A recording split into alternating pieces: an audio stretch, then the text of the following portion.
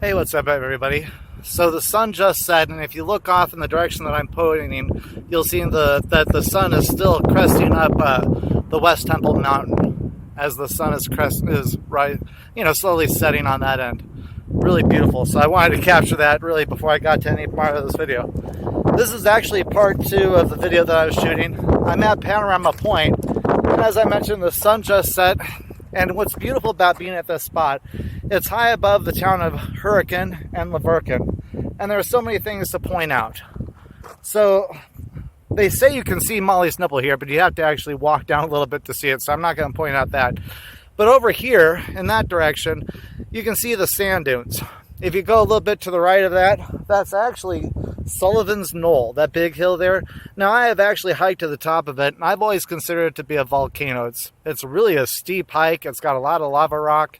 I don't know if it's an ancient volcano or not, but I'll just keep thinking that's what it is. Behind that, you would have Sand Hollow, and then over here will be Quail Lake. Now, you can't really quite see that.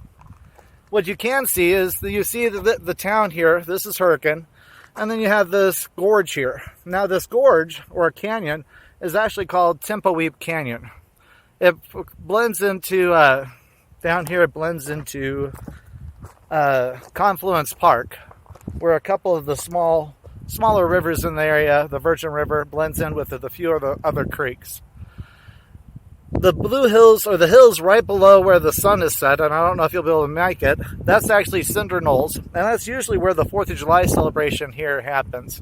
It's a cool little spot to be able to hike up to. It's a little bit steep. If you go right over here, you see the big mountain. That's Pine Valley Mountain, and in front of that is the Red Cliffs Reserve, but right now it's kind of shadowed with the sun setting in its background, so I don't know if you can see that. Off to the right over here, you have the Black Ridge Mountain.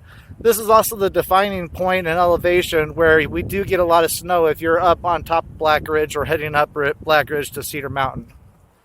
Then right over here you've got Hurricane Mesa, You've got Hurricane Mesa with the water towers up on top. Behind Hurricane Mesa would be Smith's Mesa.